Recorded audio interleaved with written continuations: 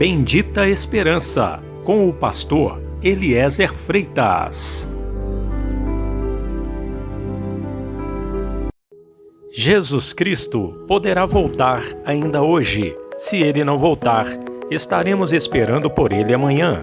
Igreja da Bendita Esperança, Rua Augusto Trombini, 444, no alto da cidade.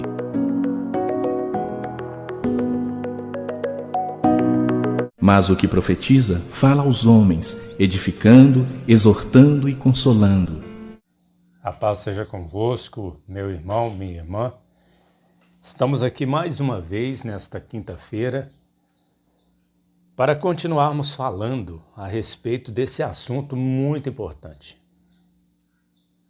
Se não fosse importante, não estaria escrito, que nos últimos tempos muitos apostatariam da fé por darem ouvidos a espíritos enganadores e a doutrina de demônios. Não estaria escrito, por exemplo, provai se os espíritos são de Deus, não deis crédito a qualquer espírito.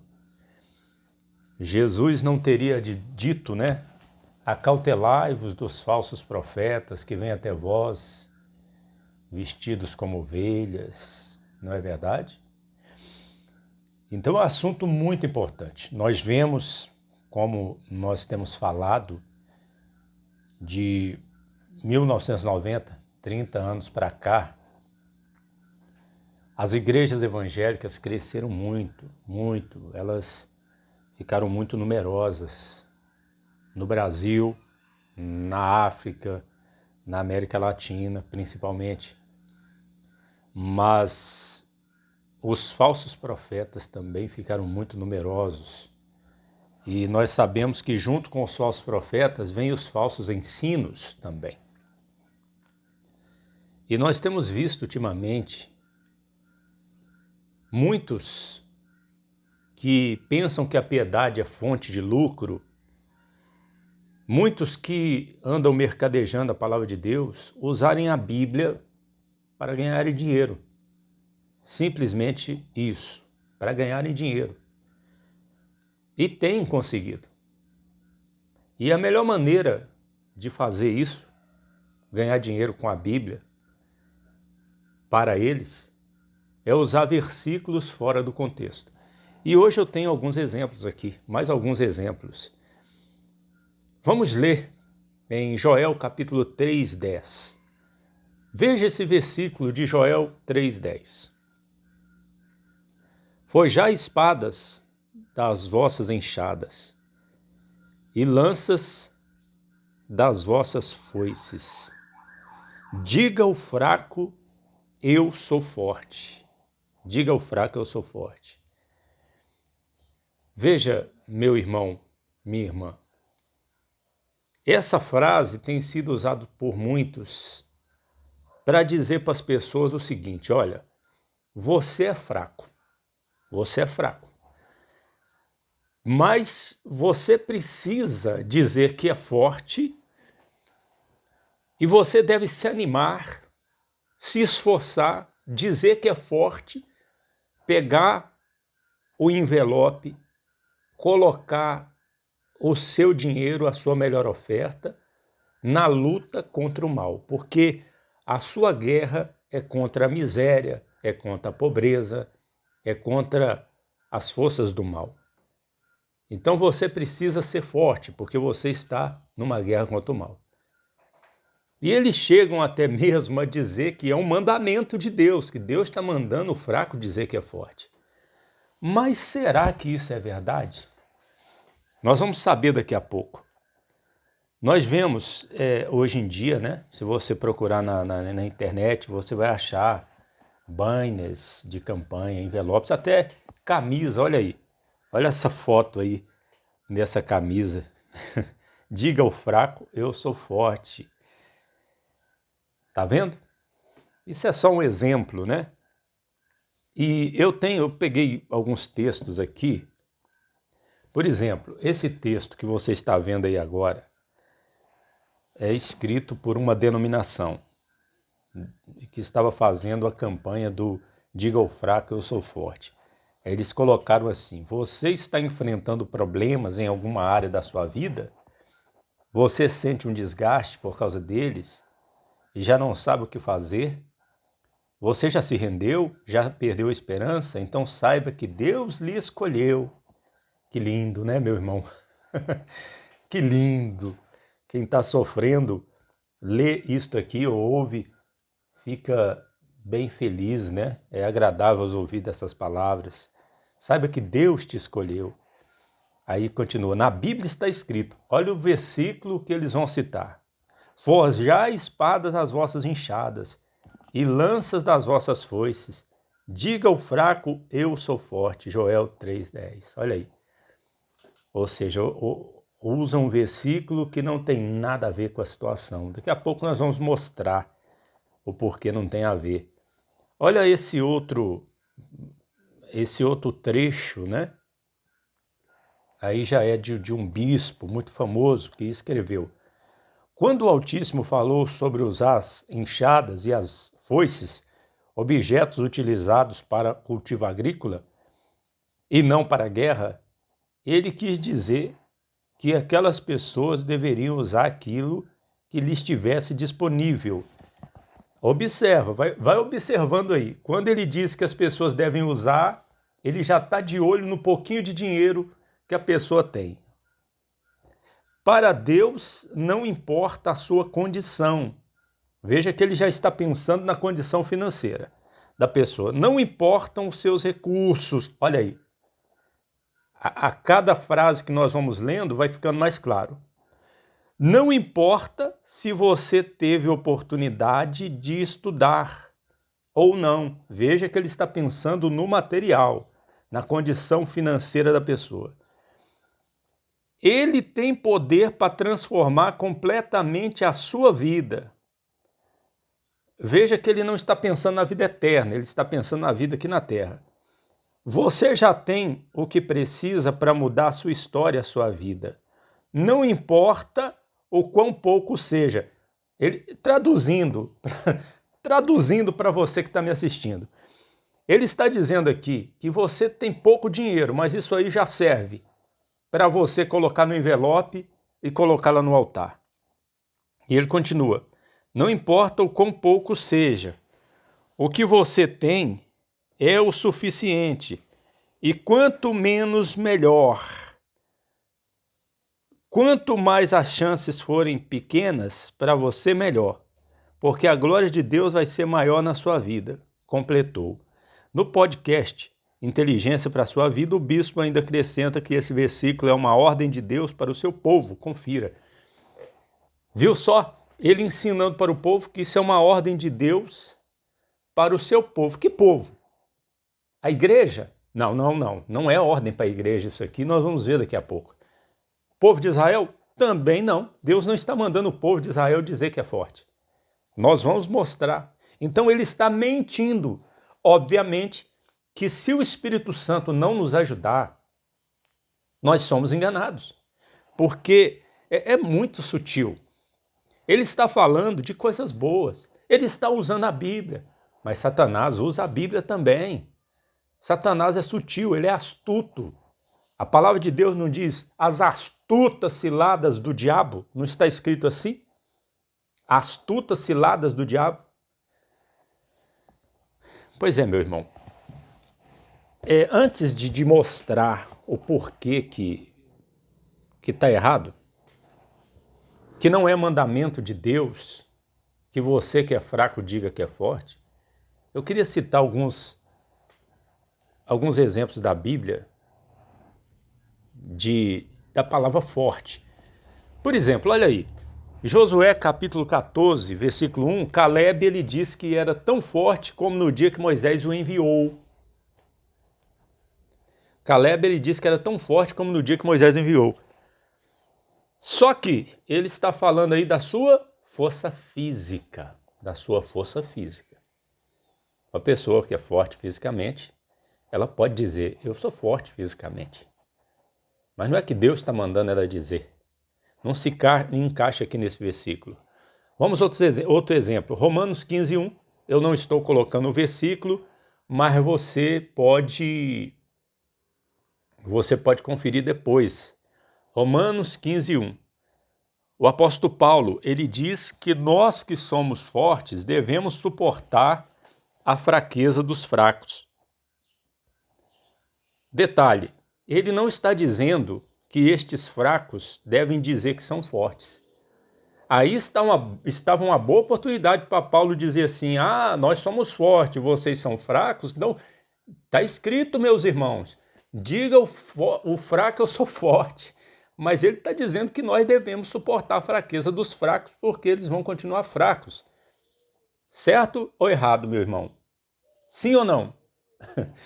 Então, vamos usar outro exemplo.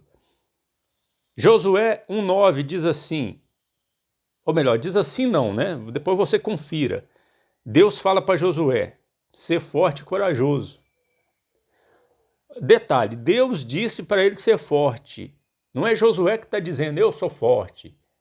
E nem Deus está dizendo para ele sair dizendo, eu sou forte. E nem Deus está dizendo para ele, você é fraco e saia dizendo que é forte. Não, Deus apenas está dizendo, seja forte e corajoso. Outro exemplo, 1 Coríntios 12:10. Paulo diz que está fraco, que quando está fraco é que ele é forte. O que significa isso? Paulo está apenas se gloriando na sua fraqueza. Está se gloriando na sua fraqueza. Agora vamos corrigir esse erro, meu irmão, minha irmã, vamos corrigir esse erro e mostrar para você que aqui não está falando, Deus não está se dirigindo à igreja nem a Israel. Vamos ler Joel 3:9. Vamos ver o contexto, o que vem antes vem depois. Proclamai isso entre os gentios, preparai a guerra, suscitai os fortes, cheguem-se, subam todos os homens de guerra. Veja, proclamar isso a quem? Aos gentios. Aos gentios. Forjai a espada das vossas enxadas e lanças das vossas foices. Porque foice enxada é metal, é feito lá de ferro. Então tem como pegar esses instrumentos agrícolas e forjar, fazer arma de guerra. Diga ao fraco, eu sou forte. Ele não está dizendo, diga os fracos. Quem é fraco, diga eu sou forte. Ele está se referindo a uma pessoa. Diga o fraco, eu sou forte. Ajuntai-vos e vinde, todos os gentios em redor. Ficou claro agora, meu irmão, que aqui Deus está se referindo aos gentios? Não é nem a igreja, nem Israel? Ajuntai-vos e vinde todos os gentios em redor. Congregai-vos. O Senhor faz, Senhor, faz descer ali os teus fortes. Os fortes de Deus são os anjos de Deus que virão, os exércitos dos céus, que virão com o Senhor na sua vinda para Israel, na sua segunda vinda. Nessa ocasião, a besta, o anticristo, que é o fraco, vai dizer, eu sou forte, e vai se reunir com os exércitos da terra para pelejar contra aquele que está sentado sobre o cavalo branco, que é o Cordeiro, o Senhor Jesus, o Verbo de Deus, que há de vir. Nós temos um exemplo aqui no livro de Isaías, Isaías capítulo 1. Vamos ler.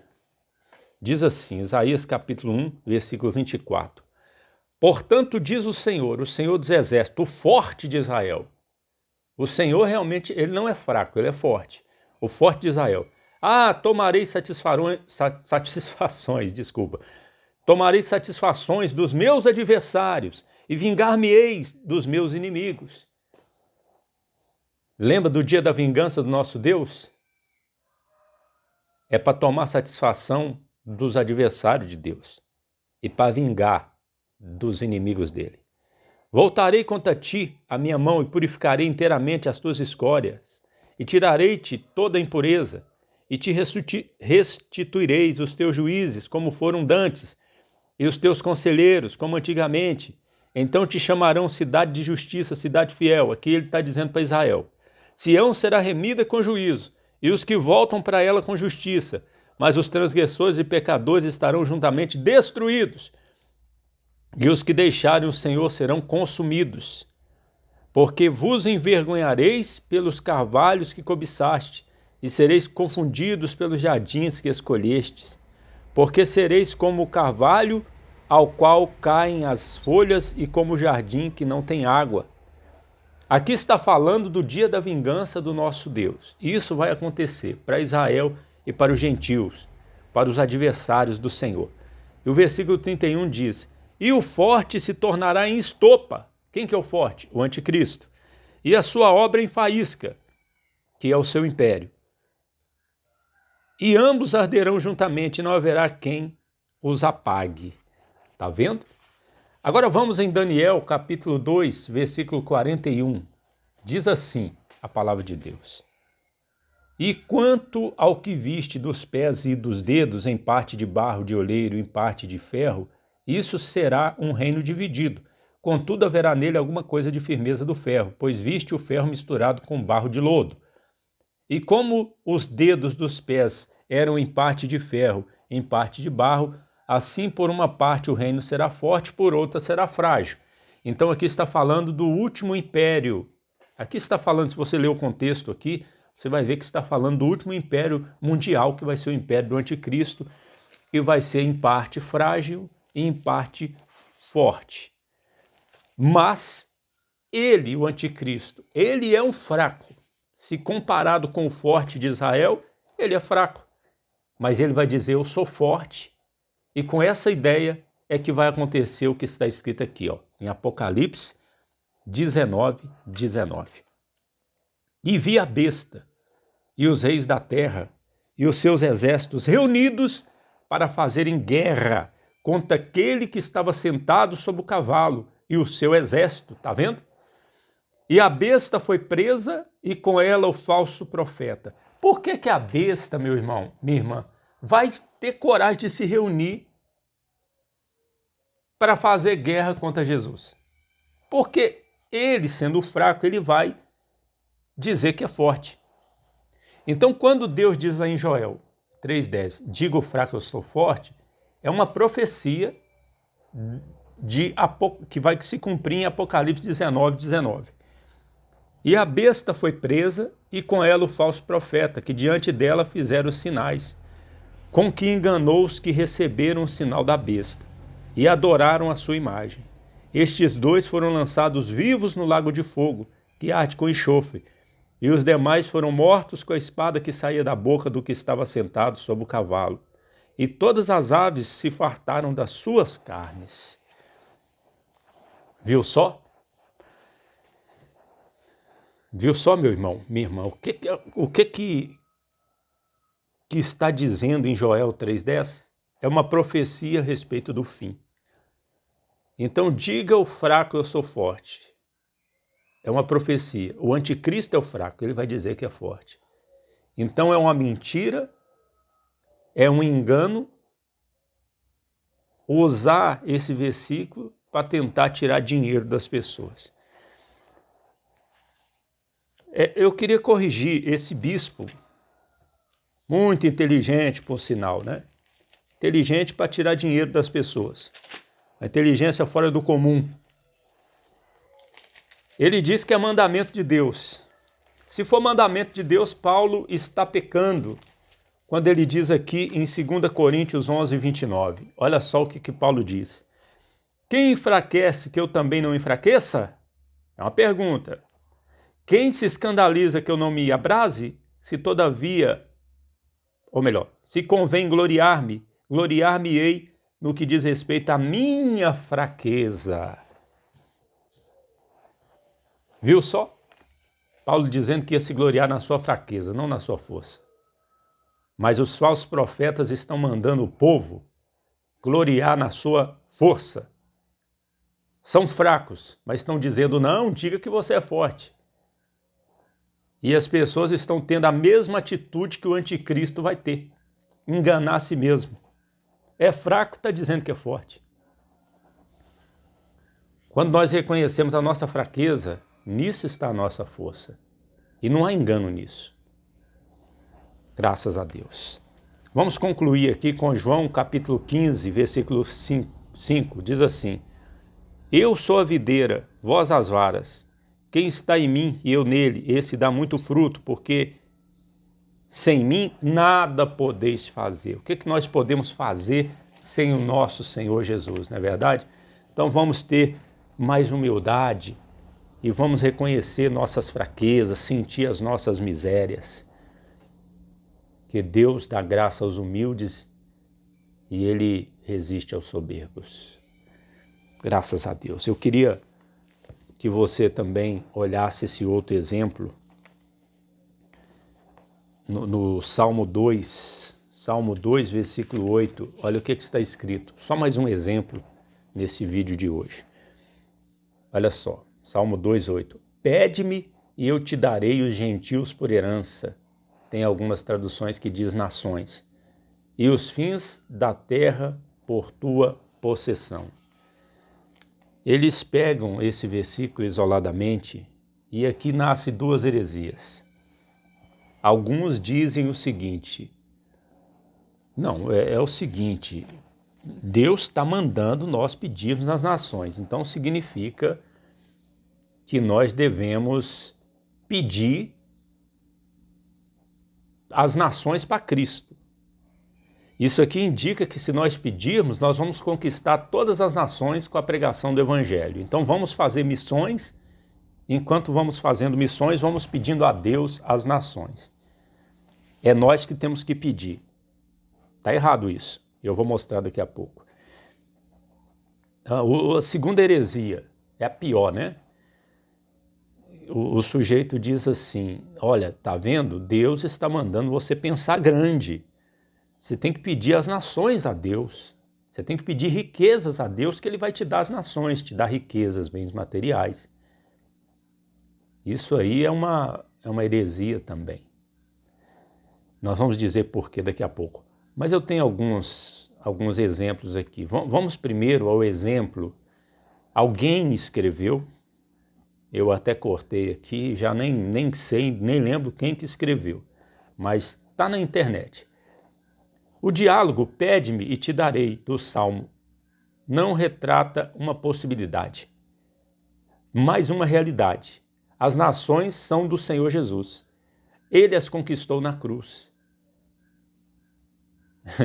Aí eu lembro daquele versículo que diz que as nações serão lançadas no inferno e todos que esquecem de Deus, hein? Pois é, talvez seja essas nações que ele está se referindo aqui.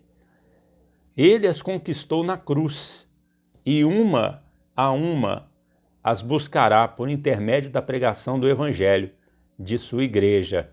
Está errado isso, hein? Vamos lá, vamos continuar. Por isso, entre a cruz com o túmulo vazio e a manifestação plena do Rei das Nações, temos o ide por todo o mundo, fazer discípulos de todas as nações. Aí tem as referências. A igreja de Cristo é missionária porque não nosso Senhor é o Senhor de todas as nações. E pela pregação do Evangelho há de se cumprir o cântico final. Isso aqui é só um exemplo do que eu falei, que tem muitos que usam esse versículo para dizer que nós temos que pedir a Deus as nações. Nós temos que pedir a Deus. Outro exemplo aí, olha aí. Pede-me e eu te darei as nações por herança, as extremidades da terra por tua possessão. Já há algum tempo li 2 livros que me tocaram profundamente. Um se chama Heróis da Fé e outro Paixão por Almas. E uma das coisas que mais me chamou a atenção nesses 2 livros foi que eles souberam expressar como poucos o verdadeiro preço de um chamado cristão. Ai, que lindo, né, meu irmão? Que lindo! Estão falando em ganhar alma para Jesus? Tem alguma coisa errada em ganhar alma para Jesus? Não tem nada errado. Nós temos que ganhar alma para Jesus, pregar o Evangelho. Mas usar esse versículo não tem nada a ver. Nós vamos mostrar daqui a pouco. Agora, olha um exemplo. Olha aí, um trechinho de um texto daqueles que pregam heresia, que pedir a Deus as nações é pedir prosperidade. Olha aí. Pensar grande é pensar como Deus. E para pensar como Deus, primeiro você tem que saber o que Ele pensa. E para saber o que Ele pensa, medite no que Ele diz na sua palavra. Aqui está um exemplo digno de meditação. Aí ele cita esse versículo. Pede-me e eu te darei as nações por herança. e as extremidades da terra por possessão. Salmo 2:8. Te darei as nações por herança. Reticências. O que foi mesmo que você pediu a Deus na sua última oração? Eita! Eles induzem as pessoas, isso está escrito aqui, mas é o que é falado em vários templos por aí. Induz as pessoas a pedir a Deus coisas grandes, pensar grande. E quantos cristãos, ao invés de preocuparem a juntarem tesouros no céu, estão aí, ó Deus, me dá uma casa, ó Deus, me dá um carro, ó Deus, me dá 2 casas, 10 carros, 20. Me dá riqueza, Senhor, porque o Senhor é um Deus grande. Só pensam nas coisas aqui da terra. Não é verdade? Pois bem, vamos mostrar aqui o erro. Qual que é o erro? Deus não está falando para nós pedirmos a Ele as nações. Está escrito aqui no Salmo 2, versículo 7. Proclamei o decreto. O Senhor me disse, tu és meu filho, hoje eu te gerei. Pede-me e te darei os gentios por herança e os fins da terra por possessão. Então Deus está falando com seu filho que ele gerou, com Jesus. É Jesus que tem que pedir.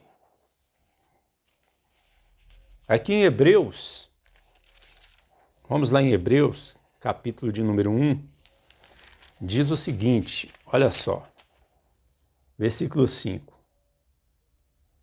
Porque o qual dos anjos disse jamais, tu és meu filho, hoje te gerei. E outra vez, eu lhe serei por pai e ele me será por filho. E outra vez, quando introduz no mundo o primogênito, diz, e todos os anjos de Deus o adorem. Ou seja, está claro e evidente que aqui está falando de Jesus, é uma profecia a respeito do Filho de Deus, a respeito de Jesus. Então, se você está aí, ó Deus, me dê os gentios por herança, ó Deus, me dê as nações por herança. Ô meu irmão, faz isso não. É Jesus que tem que pedir. Nós não devemos nos colocar como se fôssemos deuses, como se fôssemos o Senhor Jesus. Não. Veja que nós temos que ter atenção. Eu lembro do que Deus dizia para o povo de Israel, né? Se não me engano é Deuteronômio 28. Se atentamente ouvires a minha voz. Temos que prestar atenção. Leia o contexto. Vá fundo na leitura das Escrituras. Jesus disse, acautelai-vos que ninguém vos engane. Eu lembro de Jesus dizendo isso. Há muito engano hoje em dia. Tem muitas igrejas? Tem. Mas tem muitos falsos profetas também. Tem muitas falsas igrejas. Nós não conhecemos o coração das pessoas. Eu sei que tem pessoas pregando isso aqui que são sinceras. É porque elas ainda não sabem. Uma hora elas vão acordar, elas vão perceber que estão erradas. É por isso que eu procuro não citar o nome de pastores, nem de denominações, porque eu sei que dentro das denominações tem muita gente que ama Jesus. Mas uma hora ou outra, Jesus vai tirar elas de lá. Jesus vai tirar. Jesus vai mostrar o erro. E quem sabe não é hoje que ele está te mostrando, né? Que muitas coisas que você acredita é apenas uma distorção da palavra de Deus. E o amor de Deus nos faz perceber a verdade. Nada podemos contra a verdade senão a favor dela. Eu vou ficando por aqui por hoje. Hoje nós falamos sobre esses 2 exemplos. Foi bom ter o irmão, a irmã comigo aqui. Compartilhe esse link com outro irmão que você vê que está precisando, né? Ouvir essas verdades, essas palavras. Ore por mim, que eu oro por você, meu irmão, com certeza. E terça-feira nós vamos voltar. Esteja aqui ao vivo conosco, participando desse vídeo, tá bom? Jesus abençoe E não esqueça, Jesus Cristo poderá voltar ainda hoje. Se Ele não voltar, estaremos esperando por Ele amanhã. Deus abençoe. Amém.